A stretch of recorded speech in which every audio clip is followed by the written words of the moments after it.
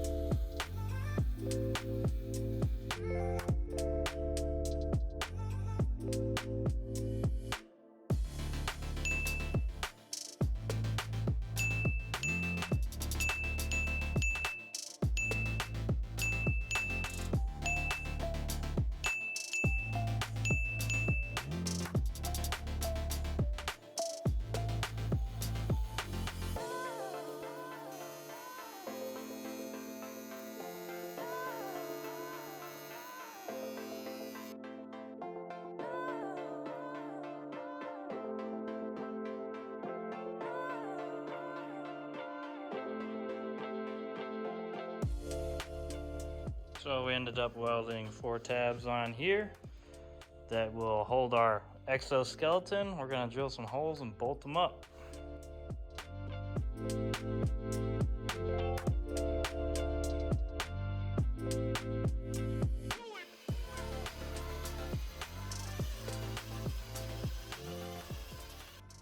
There's some decent room in there, but the engine will kind of fill it up, most of it up.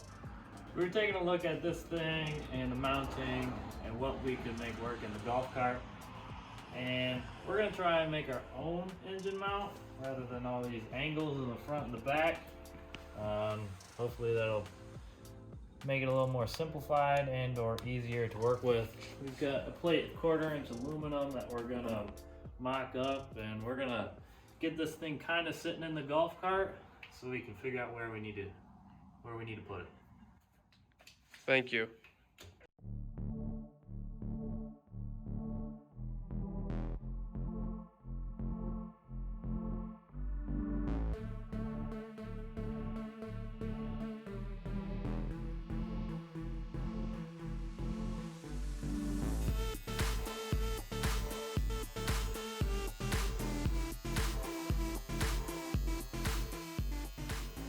Alright, we did a lot of thinking when it comes to this engine mount, engine plate, and we are going to put a complete plate from point A to point B. So I just went ahead and welded in some angle iron down here to make this piece a little bit denser. Did run out of gas, so I'll finish that later. But we're actually going to make the engine mount out of steel. We've got this plate over here. And next thing we're going to do is we're going to start mocking it up and show you what our thought process is on this. All right, Dave is back there marking out some measurements for our engine mounting plate. We got it all lined up here with roughly where our engine's gonna go. We were trying to figure out side to side, and yes, our engine plate is gonna run from the front to the back. Our jack shaft is probably gonna bolt to this, meaning we have less separate mounts, just one big collective mount. We decided to go steel because it's cheaper, quicker and easier to weld, and our bearing brackets for our jack shaft are gonna have to go on here. We've got some stringers or some supports that we're gonna put on the bottom of this plate to strengthen it up, and this entire plate is going to be bolted to the frame with the original engine rubbers or bushings. So that's what we're gonna work on next.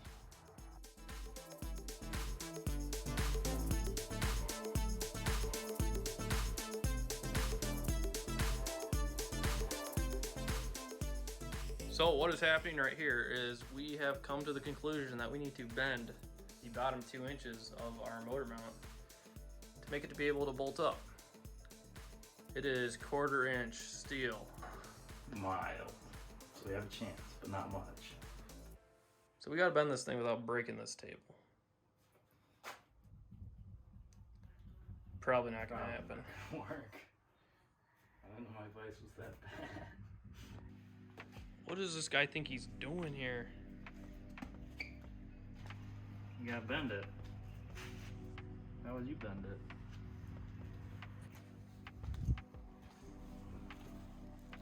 It's gonna be the goofiest looking bend out there.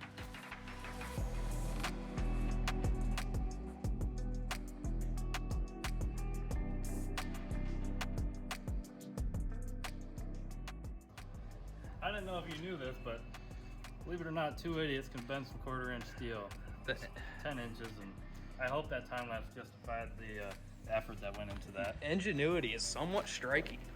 Hopefully it's the right angle. Good look. Yeah, that looks pretty good. Once this is elevated. Oh, it sucks. This vice continues to amaze me. You know what? No, I don't. Neither of us have ever bought a vice. That is true.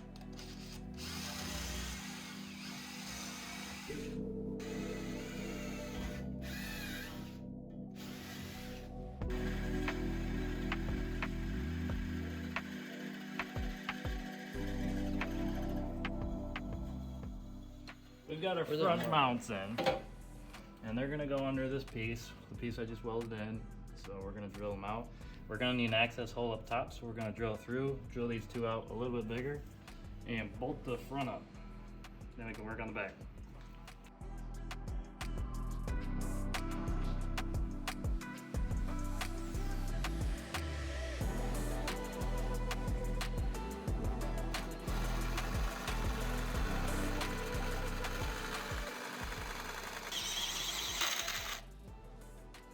DeWalt is worse than a hand crank drill from potentially the 1800s.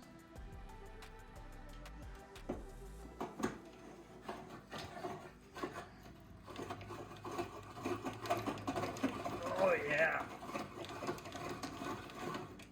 This might be one of the stranger things I've witnessed The ratcheting one? in all a while.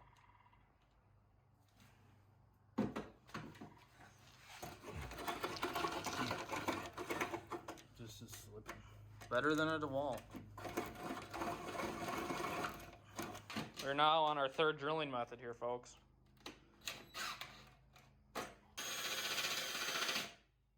We've done it. Never by DeWalt.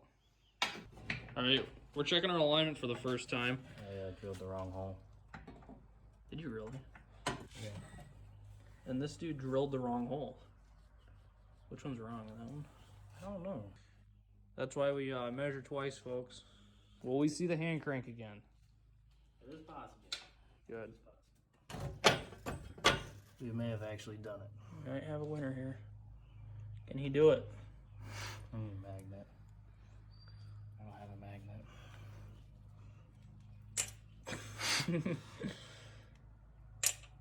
Oh, Close. got it. I gotta get See, that. we have an access hole. See, he's planning ahead. It wasn't a mistake. Just a happy accident. As the great Bob Ross once said. Alright, we got the first set of motor mounts in. And now for the rear 2.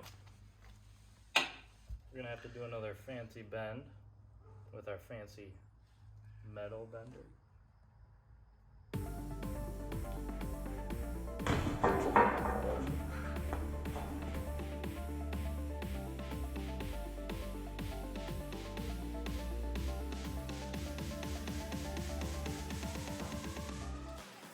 All right, a little bit of a mock-up here.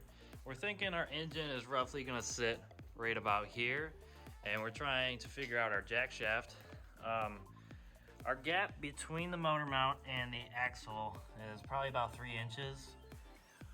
And if we're ever gonna have people on the back of this, that's a little close. And the thing that makes it worse is the belt would end up being closer than the motor mount. So we're gonna try and make another bend in the motor mount, kind of in the middle, sort of like a bridge. We're gonna crease the middle, hoping to achieve more clearance with the axle. I guess we'll find out, see if it works. I would rather use a push or pull method. Today we're going to be pushing our torch. That's a pull. I just work here, okay?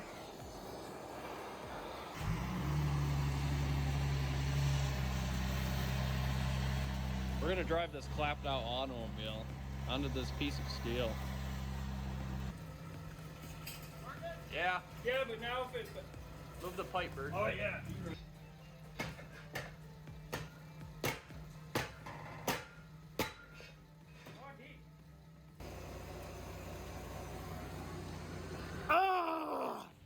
So, we have our nice bend in our metal for the motor mount now. Now we're at a greater angle. As you can see, we got the air filters on. We were testing the space for our jack shaft. We still have to drill some holes for our motor studs in the bottom there and weld some supports on the bottom. That is for later. What are we doing, Dave? We've taken a rough estimate of where we want the engine, and hopefully it works out in our favor. Using the old engine mount to mark out some holes. Time to drill.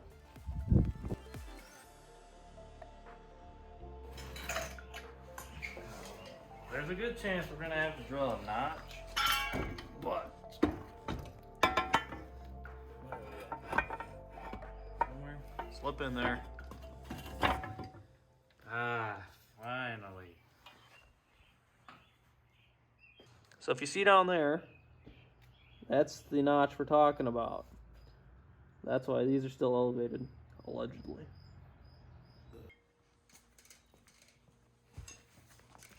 What are we working on, Josh? We shipped our plate out to Jake. I'm Jay. Had him weld on some 1/4-inch strips at school to beefing this thing up.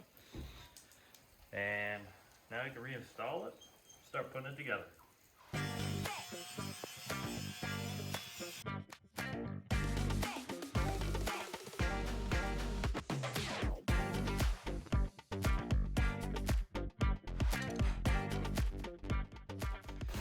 Update. Engine is on, and we were doing some prep for the jack shaft, and we noticed a couple things. Number one, our sprocket does not have much clearance, so we are going to bring the axle back a little bit. We had to drill some new holes for the bottom of the struts, and up top we need to slot this out a little bit so they can move forward, because our jack shaft is going to go right behind them, and there's not much room when it comes to that. So a couple things that didn't quite line up that we're adjusting now. Okay, I take that back. This is still too close when it comes to the suspension travel, so we've got a smaller sprocket on the way.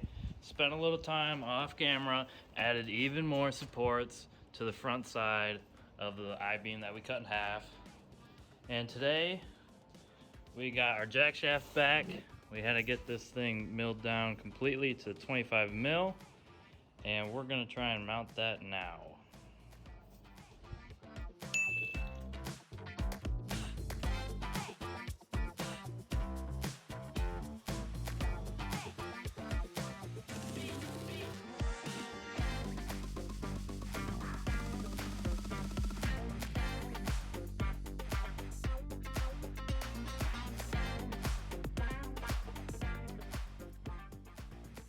We've got this thing tacked in. We had to raise these mounts, and we've got one coming through the I-beam. So that's looking good. So we're in the back now. Gonna be cutting some plastic. We're making room for everything that needs to go back there. So we're gonna cut this whole section out. Basically, that's covered by the black plastic. And when we assemble everything, we have seats that are gonna go over this, so you won't even really see it.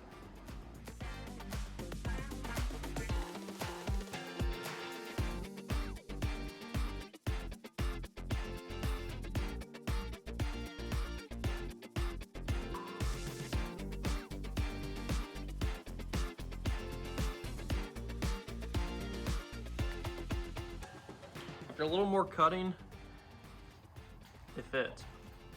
We're waiting on another sprocket, so we're going to focus our attention on the exhaust in hopes to not modify the pipe too much. We're going to remove this member that holds up the body and hopefully relocate it so that our muffler can kind of tuck closer to the engine. So we're going to cut that off in hopes that it will solve all of our problems.